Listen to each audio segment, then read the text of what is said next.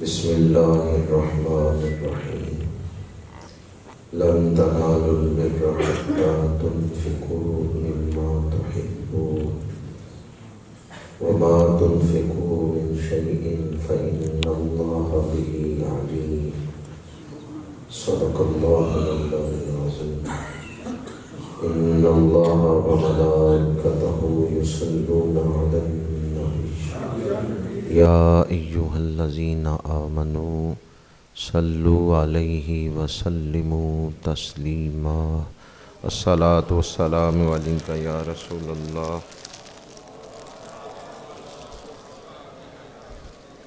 الصلاة والسلام عليك يا رسول الله وعلى آلك وأصحابك يا حبيب الله۔ تمام تعریفیں اس ذات کے لیے جس کے سوا کوئی عبادت کے لائق نہیں ہے۔ وہ واجب الوجود ہے، باقی ہر شے ممکن الوجود ہے۔ وہ خالق ہے، باقی ہر شے اس کی مخلوق ہے۔ وہ بے نیاز ہے، باقی ہر شے اس کی نیاز مند ہے۔ اس نے ہمیں وجود بخشا، تخلیق فرمایا، بے شمار نعمتیں عطا فرمائیں۔ گننا شروع کریں تو گنتی ختم ہو جائے گی، اللہ کی نعمتیں ختم نہیں ہوں گی۔ ان نعمتوں میں سب سے بڑی نعمت وجود مصطفیٰ ہے۔ بے شمار درود و سلام اس ہستی پاک پر جو ہمارے درود کے محتاج نہیں ہیں۔ اللہ ان پہ درود بھیج رہا ہے، اللہ کے فرشتے درود بھیج رہے ہیں۔ حمد و صلوات کے بعد حضور کی آل پر، آپ کے اصحاب پر، آپ کی امت کے اولیاء پر اللہ بے شمار رحمتوں کا نزول فرمائے۔ دنیا میں ہمیں ان کے نقش قدم پر چلنے کی توفیق عطا فرمائے، اور آخرت میں ان صالحین کی معیت عطا فرمائے۔ خطبہ کے دوران میں نے چوتھے پارہ کی پہلی آیت مبارکہ تلاوت کرنے کا شرف حاصل کیا ہے۔ اس میں انفاق فی سبیل اللہ، اللہ کے راستے میں اپنی پسندیدہ چیز کو خرچ کرنا، اس مضمون کا بیان ہے۔ تو چند گھڑیاں اس پر گفتگو کروں گا۔ اللہ پاک مجھے حق گوئی کی توفیق عطا فرمائے۔ جمادی الثانی کا ماہ مبارک شروع ہو چکا ہے، اور آج یکم جمادی الثانی ہے، اور اس مہینے کی 22 تاریخ کو پیکر صدق و صفا، کشتہ تسلیم و رضا، رونق بازار مصطفیٰ، حامل اسرار مصطفیٰ، راز دار مصطفیٰ، فنا فی الرسول، اصدق الصادقین، سید المتقین، حضرت سیدنا صدیق اکبر رضی اللہ تعالی عنہ کا وصال پاک ہوا۔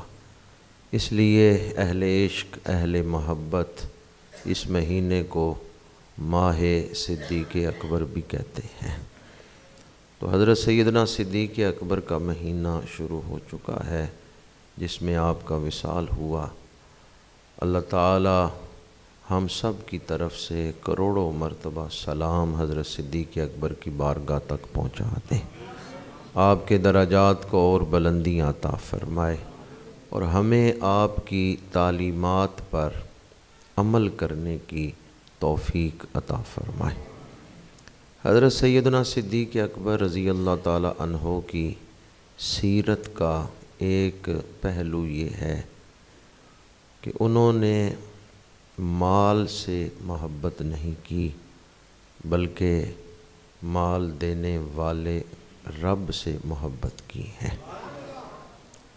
انہوں نے ہر شے سے بڑھ کر اللہ اور اس کے رسول سے محبت کی ہے۔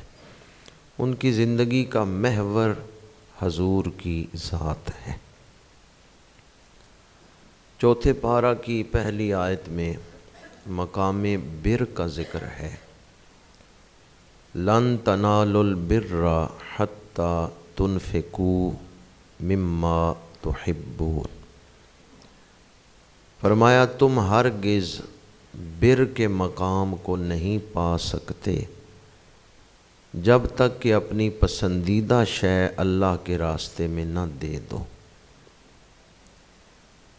اسلام مال کمانے یا مال دار ہونے کو عیب نہیں سمجھتا، بلکہ اسلام تو مال پرست ہونے کو عیب سمجھتا ہے کہ انسان مال کا غلام نہ بن جائے، وہ مال کی غلامی نہ اختیار کر لے۔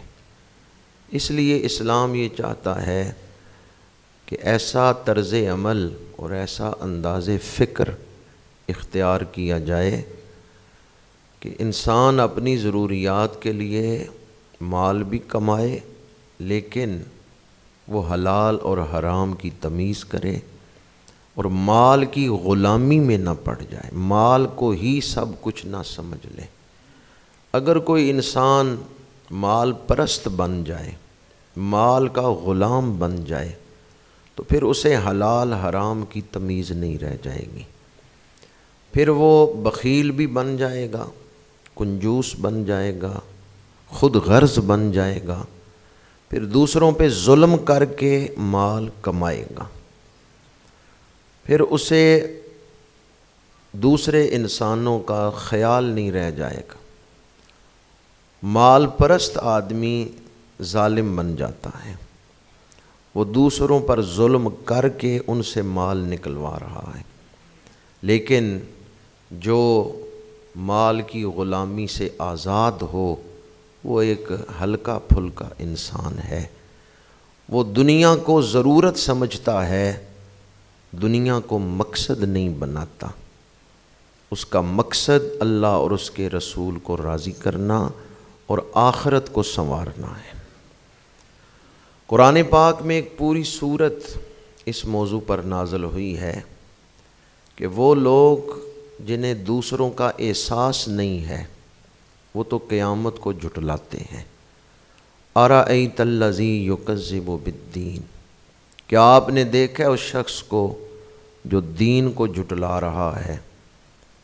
فَذَلِكَ الَّذِي يَدُعُّ الْيَتِيمَ، وہ جو یتیم کو دھکے دیتا ہے، وَلَا يَحُضُّ عَلَىٰ طَعَامِ الْمِسْكِينِ، اور مسکین کو کھانا کھلانے کی رغبت نہیں دلاتا، دوسروں کو رغبت نہیں دلاتا۔ اگر کسی کا آخرت پر ایمان ہے تو اللہ کے راستے میں مال خرچ کرتے ہوئے اسے کوئی پریشانی نہیں ہوگی، کیونکہ اس کا ایمان ہے جو کچھ میں آج خرچ کر رہا ہوں کل مجھے اس کا بدلہ ملے گا۔ وہ قیامت کو مانتا ہے، اس کا آخرت پر ایمان ہے۔ تو جس کا آخرت پر ایمان ہے اسے اللہ کے راستے میں مال خرچ کرتے ہوئے کوئی پریشانی نہیں، کوئی ہچکچاہٹ نہیں ہوگی، وہ مطمئن ہوگا کہ جو کچھ میں نے اللہ کی رضا کے لیے خرچ کیا ہے وہ میرے آخرت کے اکاؤنٹ میں جمع ہو گیا ہے، اور اللہ تعالیٰ مجھے کئی گنا بڑھا کے اس کا اجر عطا فرما دے گا۔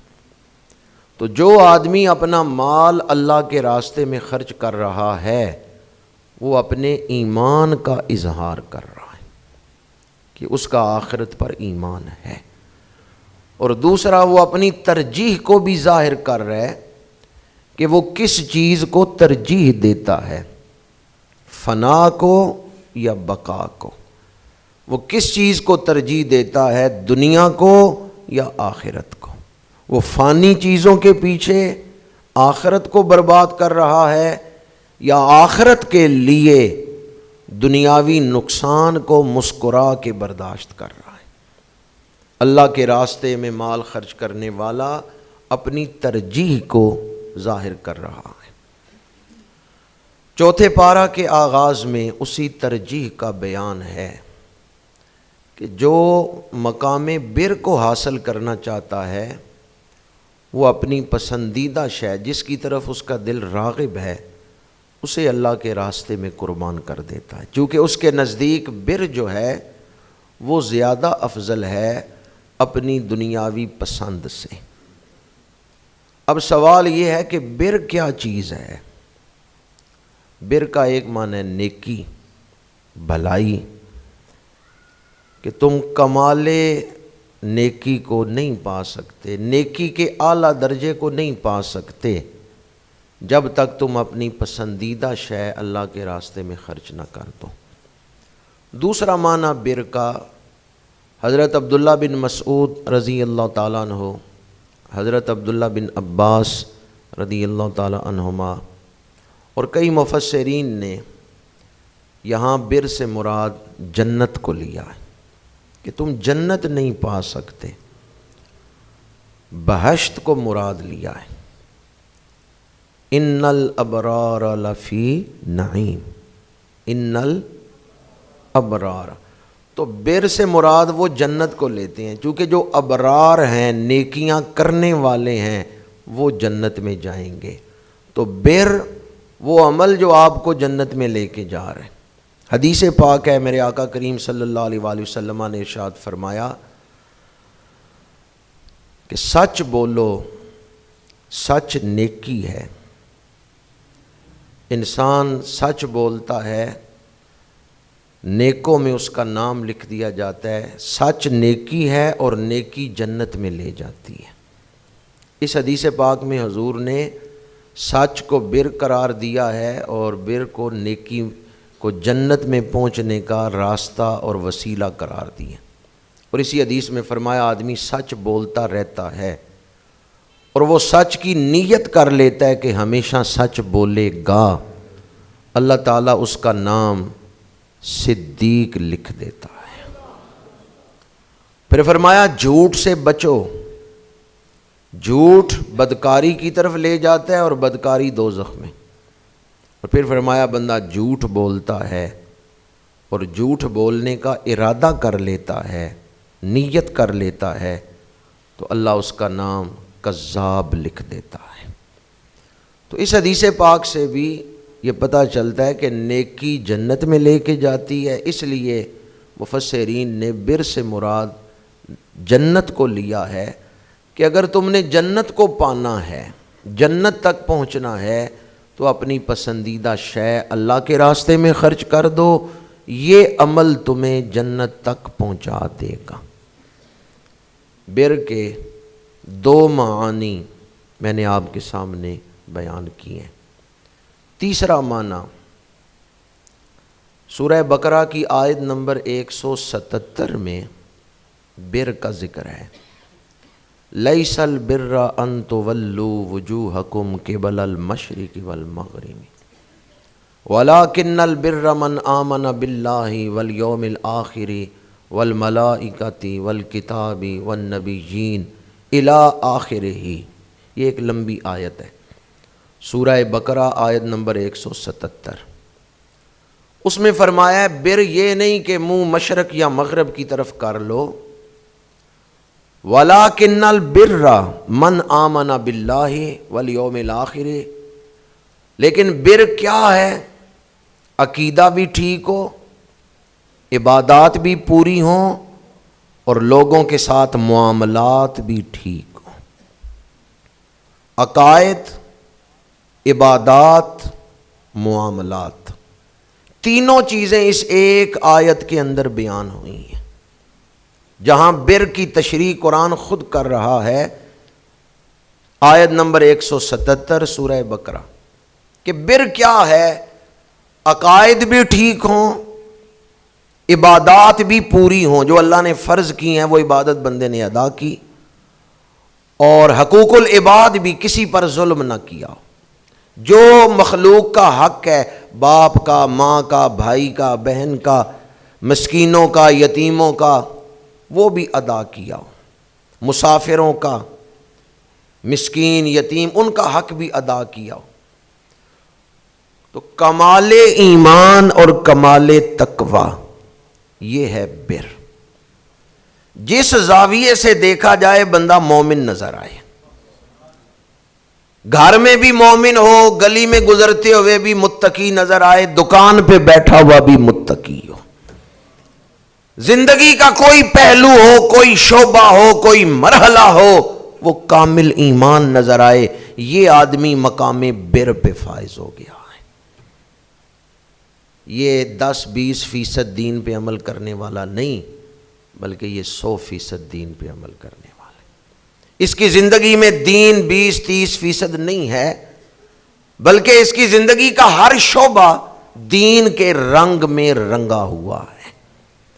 تو اگر کوئی یہ چاہتا ہے کہ میں ایسا مومن بن جاؤں، خلوت و جلوت، دوستی، تجارت، انفرادی زندگی، اجتماعی زندگی، ہر جگہ پر دین کا رنگ ہی گہرا نظر آئے، اگر کوئی چاہتا ہے اسے کمال ایمان اور کمال تقوی مل جائے تو وہ اپنی پسندیدہ چیز اللہ کے راستے میں خرچ کر دے، اللہ اسے ایسا نور عطا کر دے گا کہ اس نور کے ملنے کی وجہ سے اسے ایمان میں بھی کمال مل جائے گا، تقوی میں بھی کمال مل جائے گا، وہ ایک کامل مسلمان بن جائے گا۔ اس مقام بر کو حاصل کرنے کے لیے قرآن نے کیا حکم دیا ہے کہ اپنی پسندیدہ چیز اللہ کے راستے میں دے دو۔ یہ جو آیت مبارکہ آیت نمبر 177 ہے سورہ بقرہ کی، جس میں بر کی تشریح ہے۔ جب بر کی تشریح کی، ایمان اور عبادات اور معاملات، ان سب کو بیان کر کے آگے فرمایا اولئک الذین صدقوا، وہ لوگ جنہوں نے یہ کام کر لیا وہ مقام صدق پر فائز ہو گئے، اللہ کے دربار میں ان کا نام صدیق لکھ دیا گیا، اللہ کے وفاداروں میں، اطاعت گزاروں میں ان کا نام آ گیا۔ تو صدق کا جو مقام ہے اسے پانے کے لیے ضروری ہے کہ بندہ اس مقام پر ہو کہ اس کی زندگی کا کوئی پہلو دیکھیں اس پر دین کا رنگ ہی نظر آئے، تو یہ آدمی مقام صدق پر فائز ہے، یہ وفادار ہے، دین کا وفادار، اللہ اور اس کے رسول کا وفادار، اطاعت گزار۔ اس نے اپنی ہستی کو مٹا دیا ہے، اس نے اپنے اوپر دین کا رنگ چڑھا لیا ہے۔ جب ایسے وفادار کو دیکھو گے تو اس کو دیکھنے سے دین ہی نظر آئے گا۔ کیا آپ نے وہ حدیث پاک نہیں سنی، الذین اذا رؤوا ذکر اللہ، کہ اللہ والے وہ ہیں جن کو دیکھیں تو اللہ یاد آ جائے۔ تو گویا یہ وہ لوگ ہیں جو مقام صدق پہ فائز ہوئے، تو یہ چلتا پھرتا دین کا نمونہ بن گئے، انہیں دیکھ کے دین یاد آتا ہے، انہیں دیکھ کے دین سے وفا یاد آتی ہے، انہیں دیکھ کے پتہ چلتا ہے دین پہ عمل کیسے کیا جاتا ہے۔ اولئک الذین صدقوا، یہ لوگ ہیں جو مقام صدق پہ فائز ہوئے، یہ سچے لوگ ہیں۔ یوں تو نبیوں کے بعد صدیقین کی ایک جماعت ہے، قرآن جس کا ذکر کرتا ہے انعم اللہ علیہم من النبیین والصدیقین، صدیقوں کی ایک جماعت ہے، پر اس مہینے کو جس ہستی سے نسبت ہے نا، وہ صرف صدیق نہیں بلکہ صدیق اکبر ہے۔ سواد پر زبر پڑھیں تو اس کا معنی دوست ہوتا ہے، اور زیر پڑھیں صدیق تو اس کا معنی بہت سچا۔ لفظ صدیق بہت سچے، ہمیشہ سچ بولنے والے، جن کا عمل بھی ان کے قول کے مطابق ہے، زبان بھی سچی ہے، کردار بھی سچا ہے۔ لن تنالوا البر، تم اس مقام کو نہیں پا سکتے جب تک اپنی پسندیدہ شے نہ اللہ کے راستے میں خرچ کر دو۔ غزوہ تبوک کے موقع پر حضرت سیدنا صدیق اکبر رضی اللہ تعالی عنہ اپنے گھر کا سارا سامان اٹھا کے حضور کی بارگاہ میں لے آئے ہیں۔ تو حضرت سیدنا صدیق اکبر نے ترجیح کس کو دی ہے؟ اپنے گھر کو یا دین کو؟ انہوں نے دین کو ترجیح دی اور گھر لٹا دیا دین پر، ایک سوئی بھی نہیں گھر رہنے دی، خود بھی ٹاٹ کا بوریا لپیٹ لیا ہے، اپنا لباس بھی صدقہ کر دیا ہے، وہ بھی جنگ کی تیاری کے لیے پیش کر دیا ہے۔ میرے آقا کریم نے غزوہ تبوک کی تیاری کے لیے جب صحابہ کرام کو حکم دیا اور صحابہ اپنی اپنی استطاعت کے مطابق مال لا رہے ہیں، اس موقع پر حضرت سیدنا فاروق اعظم رضی اللہ تعالیٰ عنہ اپنے گھر کا آدھا مال لے کے آئے ہیں، آدھا گھر رکھ دیا ہے، آدھا حضور کی بارگاہ میں پیش کر دیا ہے۔ اصحاب اپنی اپنی خدمات پیش کر رہے ہیں، اتنے میں وہ رفیق نبوت بھی آ گیا۔ علامہ اقبال نے لکھا ہے، اتنے میں وہ رفیق نبوت بھی آ گیا، جس سے بنائے عشق و محبت ہے استوار۔ عشق اور محبت کی جہان، یہ عشق رسول کی رسم جو چلی ہے، عشق رسول کا نور جو چلا ہے نا جس ہستی سے، وہ آ گئے، جس سے بنائے عشق و محبت ہے استوار۔ اتنے میں وہ رفیق نبوت بھی آ گیا، جس سے بنائے عشق و محبت ہے استوار۔ لے آیا اپنے ساتھ وہ مرد وفا سرشت، ہر چیز جس سے چشم جہاں میں ہو اعتبار۔ اقبال اللہ تیری قبر پہ کروڑوں رحمتیں نازل کرے۔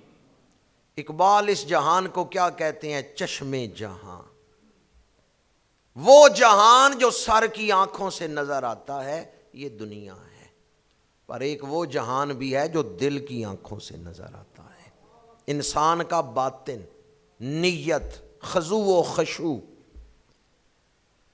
صرف ظاہر کو ہی سب کچھ نہ سمجھ لینا۔ اقبال کہتے ہیں اس چشم جہاں کی کوئی حیثیت نہیں ہے، اسے اپنے ایمان کے لیے قربان کر دو، آخرت کے لیے قربان کر دو۔ یہ تو آنکھوں سے نظر آنے والی چیزیں ہیں، حقیقت میں وہ چیزیں ہیں جو باطن سے، دل کی آنکھ سے نظر آتی۔ لے آیا اپنے ساتھ وہ مرد وفا سرشت، وفا جن کی فطرت میں تھی، وفا سرشت، وفا جن کے نام سے قائم ہے۔ بعض لوگوں کی وفا بیان کر کے نا ہم جھوم اٹھتے ہیں، فلاں محب نے محبوب سے بڑی وفا کی، فلاں غلام نے اپنے مالک سے بڑی وفا کی، فلاں شاگرد نے اپنے استاد سے بڑی وفا کی۔ تو وفا بیان کرتے ہو ہم جھوم اٹھتے ہیں، فلاں نے بڑی وفا کی ہے، پر جسے دیکھ کے خود وفا جھوم اٹھے اسے ابو بکر صدیق کہتے ہیں۔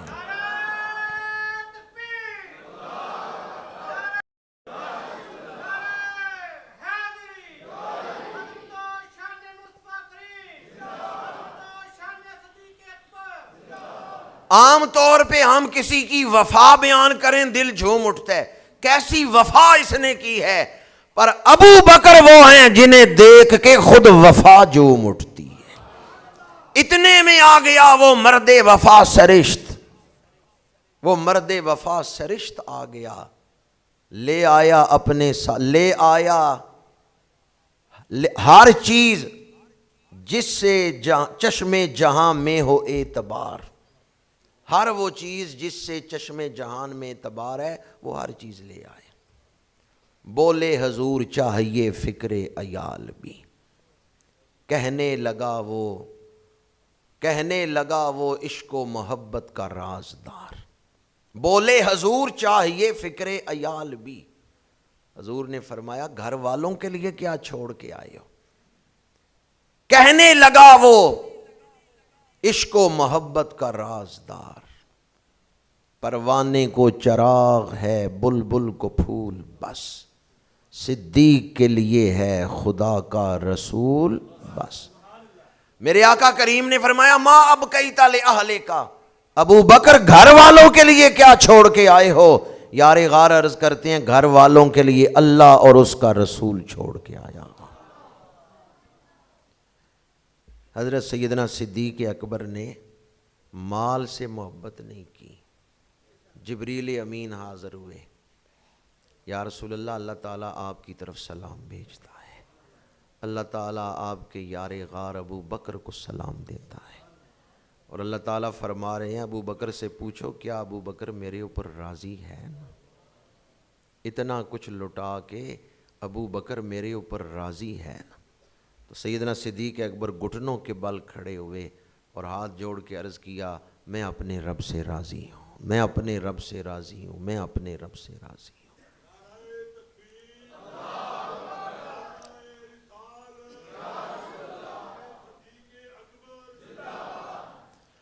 حضرت سیدنا صدیق اکبر نے جس دن کلمہ پڑھا ہے اس دن سے لے کے وصال تک زندگی اپنے لیے نہیں گزاری، زندگی حضور کے لیے گزاری۔ اور حضرت سیدنا صدیق اکبر کو یہ شرف حاصل ہے، حضور کے اعلان نبوت سے پہلے بھی انہوں نے حضور کو قریب سے دیکھا ہے۔ جب حضور نے اعلان نبوت نہیں کیا اس وقت بھی حضرت صدیق اکبر حضور سے محبت کرتے تھے کہ حضور کا بیٹھنا، حضور کا بولنا، حضور کے سوچنے کا انداز یہ عام لوگوں کی طرح نہیں۔ صدیق اکبر اس وقت بھی یہ کہتے تھے کہ رسول اللہ غیر معمولی شخصیت ہے، اور جب حضور نے اعلان نبوت کیا تو صدیق اکبر تو پہلے ہی حضور کے عشق میں مبتلا تھے، وہ پہلے ہی حق کے متلاشی اور پیاسے تھے۔ ادھر حضور نے اعلان نبوت کیا، ادھر صدیق اکبر نے کلمہ پڑھ لیا اور پھر اپنا مال اسلام کے لیے لٹایا ہے، غلاموں کو خرید کے آزاد کرتے ہیں۔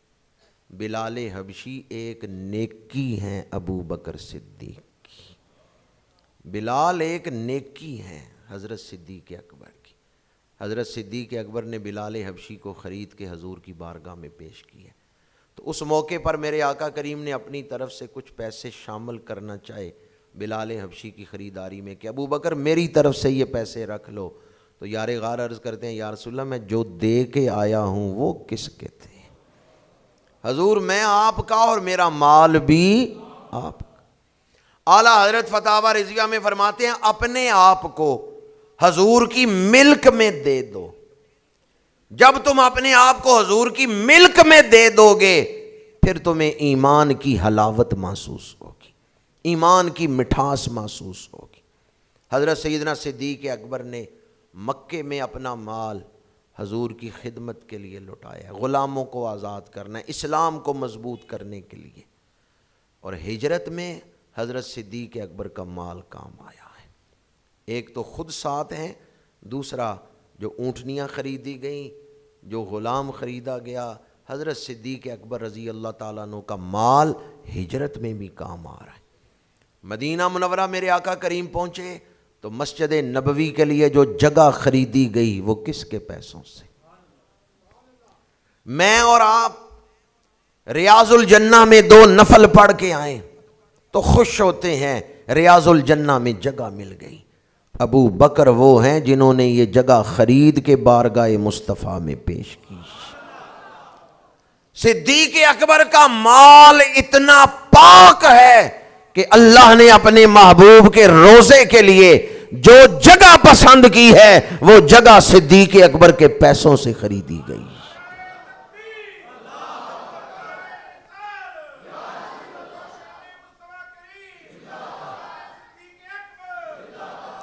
گنبد خضرا کے نیچے جو جگہ ہے جہاں ہمارے آقا کریم کا روضہ پاک ہے، یہ جگہ حضرت صدیق اکبر کے پیسوں سے خریدی گئی۔ صدیق اکبر کا مال رب کی بارگاہ میں کتنا پسندیدہ ہے۔ اللہ نے اپنے محبوب کے روضے کے لیے جو جگہ پسند کی ہے وہ حضرت صدیق اکبر کے پیسوں سے خریدی گئی۔ تو حضرت سیدنا صدیق اکبر رضی اللہ تعالی عنہ، میرے آقا کریم نے اسی لیے فرمایا ما نفعنی مال احد قط ما نفعنی مال ابی بکر، او کما قال علیہ الصلوۃ والسلام، فرمایا مجھے کسی کے مال نے اتنا نفع نہیں دیا جتنا نفع ابو بکر کے مال نے دیا ہے۔ تو اس حوالے سے سیدنا صدیق اکبر انفرادی شان رکھتے ہیں کہ اپنا مال ہر موقع پر نیکیوں میں سبقت لے جانے والے، اور بالخصوص مال خرچ کرنے میں انہوں نے کبھی دریغ نہیں کیا۔ چوتھے پارہ کی جو پہلی آیت مبارکہ ہے اس میں جو مقام بر بیان کیا گیا اس کی تشریح کرتے ہوئے میں نے آپ کے سامنے یار غار کا ذکر کیا ہے کہ حضرت سیدنا صدیق اکبر رضی اللہ تعالی عنہ مالدار تھے، تجارت کرتے تھے، کپڑے کا کاروبار کرتے تھے، لیکن حضرت صدیق اکبر مال پرست نہیں تھے۔ انہوں نے اپنا مال اسلام پر لٹایا ہے۔ لن تنالوا البر حتی تنفقوا مما تحبون، فرمایا تم بر کے مقام کو نہیں پا سکتے جب تک کہ اپنی پسندیدہ شے اللہ کے راستے میں قربان نہ کر دو، خرچ نہ کر دو۔ تو بر کی تشریح کرتے ہوئے میں نے حضرت صدیق اکبر کا ذکر کیا۔ بر کے 4 معانی میں نے آپ کے سامنے بیان کیے ہیں۔ بر کا ایک معنی تو نیکی اور بھلائی ہے، بر سے دوسری مراد جو مفسرین نے لی ہے وہ جنت ہے، اور تیسری تفسیر جو میں نے کی ہے وہ سورہ بقرہ کی آیت نمبر 177 سے کہ بر سے مراد ہے کمال ایمان اور کمال تقوی، اور چوتھی تفسیر جو میں نے آپ کے سامنے کی ہے وہ مقام صدق کے حوالے سے کہ صدق کا مقام پانا ہے، اللہ کے وفاداروں میں نام لکھوانا ہے، تو پھر چیزوں سے محبت نہ کرو، چیزیں عطا کرنے والے سے محبت کرو، پھر وفاداروں میں نام لکھا جائے گا۔ میں نے حضرت سیدنا صدیق اکبر کا ذکر کیا، ورنہ آپ صاحب یہ چونکہ اکبر ہیں تو صدیقوں میں بلند مرتبہ ہیں، ورنہ صحابہ کرام کو دیکھیں، ہر صحابی مال خرچ کرنے میں اس مقام پر تھا کہ انہیں قطعاً مال سے محبت نہیں تھی، انہیں محبت تھی تو اللہ اور اس کے رسول کے ساتھ تھی۔ حضرت فاروق اعظم کا ذکر میں نے کیا کہ انہوں نے آدھا مال پیش کیا۔ اس موقع پر حضرت عثمان غنی رضی اللہ تعالیٰ عنہ انہوں نے 1000 اونٹ پیش کیے، 10,000 درہم پیش کیے۔ اگر ایک اونٹ 1,00,000 روپے کا ہو تو 1000 اونٹ کتنے کے بن گئے؟ 10 کروڑ کے۔ اور اگر 2,00,000 کا اونٹ ہو، 1,00,000 کا اونٹ آج کل نہیں مل رہا، 2,00,000 کا ہو تو پھر 20 کروڑ۔ حضور کے ایک اعلان پر جو اٹھ کے 20 کروڑ پیش کر دیں انہیں عثمان غنی کہتے ہیں۔ مولا علی شیر خدا کرم اللہ تعالی وجہ الکریم، آپ بھی سخیوں کے بادشاہ ہیں، آپ کے بیٹے امام حسن وہ سید الاسقیاء ہیں۔ قرآن پاک میں ہے وَيُطْعِمُونَ الطَّعَامَ عَلَىٰ حُبِّهِ مِسْكِينًا وَيَتِيمًا وَأَسِيرًا۔ اہل بیت نے 3 دن نفلی روزے رکھے ہیں، افطاری کے وقت کبھی کوئی مسکین، کوئی یتیم، کوئی قیدی مانگنے کے لیے آ جاتا ہے، وہ اپنا کھانا اٹھا کے اسے دے دیتے ہیں۔ حضرت ابو ذر غفاری رضی اللہ تعالی عنہ، ان کے گھر مہمان آ گیا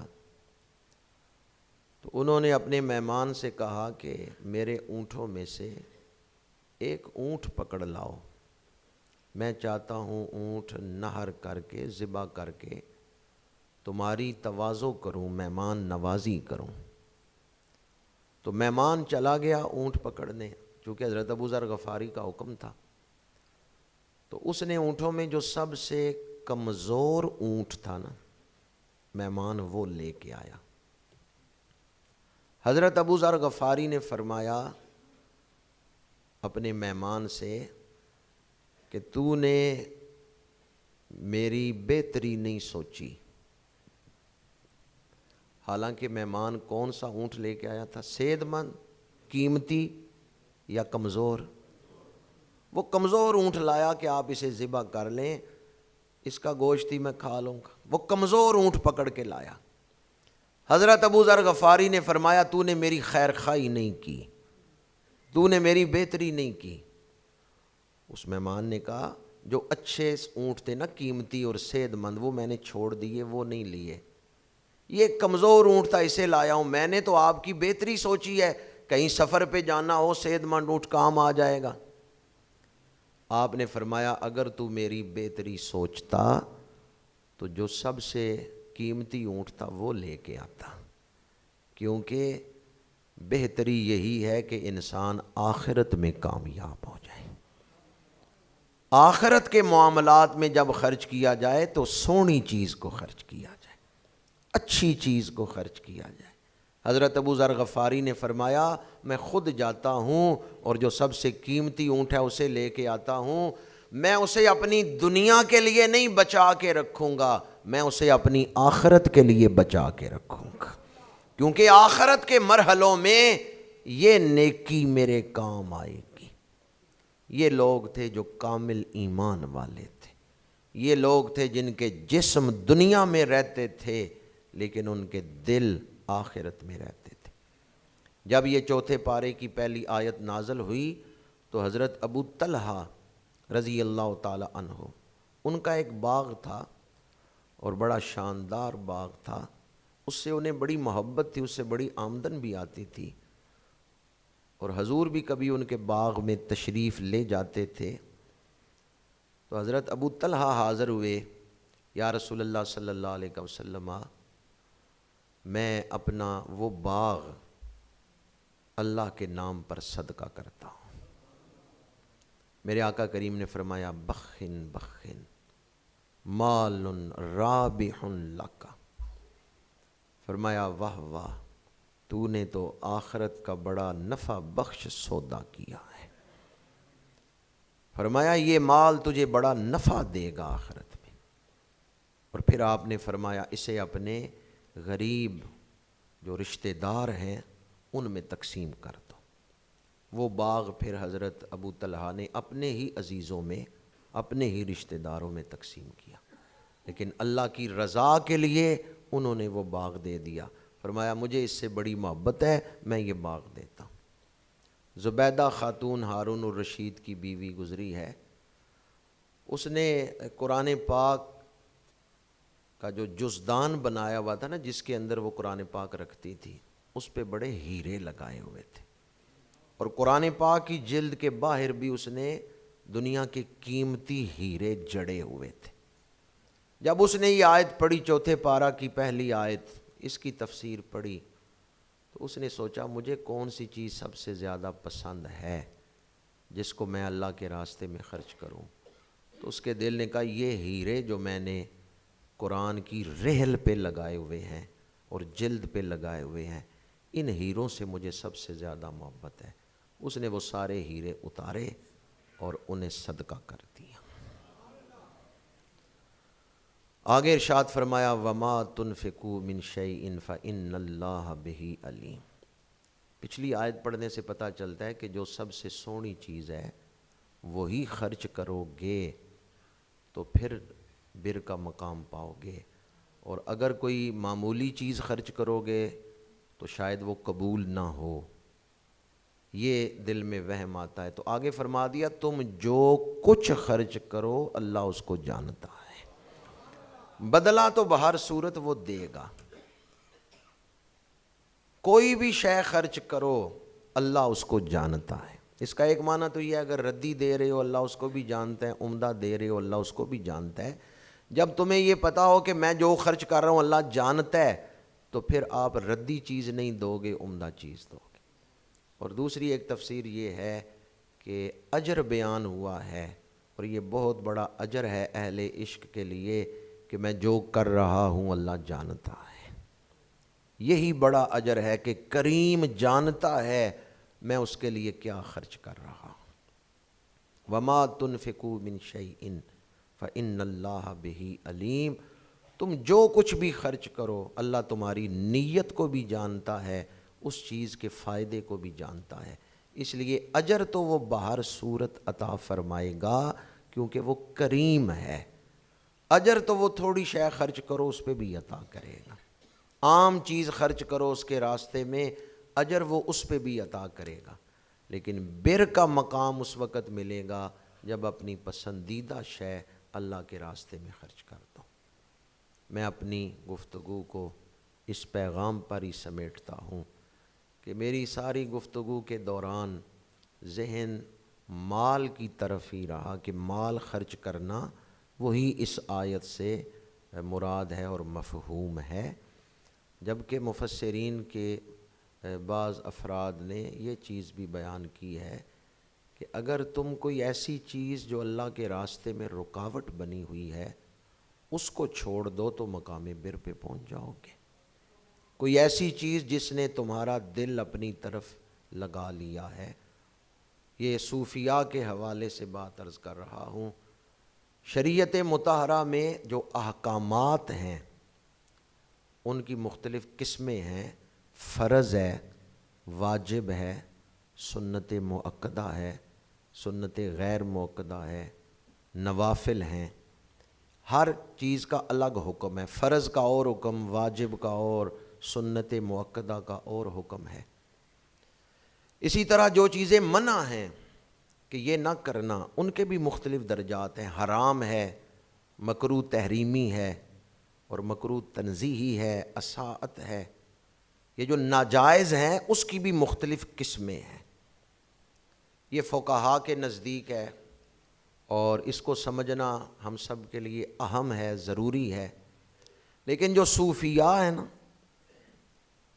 جو اہل عشق و محبت ہیں اور ہمہ وقت اللہ کی محبت میں ہی رہتے ہیں، وہ کہتے ہیں حکم دو ہی ہیں، ایک فرض، ایک حرام۔ ہر وہ چیز جو اللہ کے قریب کرے اسے اپنانا فرض ہے، اور ہر وہ چیز جو اللہ سے دور کرے اس سے بچنا ضروری ہے، اس سے بچنا فرض ہے۔ ہر وہ چیز جو اللہ سے دور کرے اسے اپنا لینا یہ حرام ہے۔ یہ صوفیاء کے ہاں ہے کہ چیزیں دو ہی ہیں، یا فرض ہیں یا حرام ہیں۔ ہر وہ چیز جو اللہ کے قریب کرے وہ کیا ہے؟